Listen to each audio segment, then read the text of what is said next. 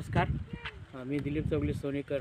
आपल्या यूट्यूबवरील सुपर शेतकरी चॅनलवर आपल्या सर्व शेतकरी बांधवांचे सहर्ष स्वागत. हा आपला सुपर सोनाकाचा प्लॉट आहे. हा ह्याच्या पलीकडे आठ होईल हे दाखवा. या माणिक चमनचे आहेत. आपल्या सर्वांना मी सर्व शेतकरी बांधवांना काळजीपूर्वक सांगू इच्छितो की आपल्याला थोडं मेमध्ये पाणी शॉर्ट झालं होतं, त्यामुळं ही काढीची अशी पोझिशन आहे. त्या पद्धतीनं आपण सर्वांनी आपापले प्लॉट तयार करणे.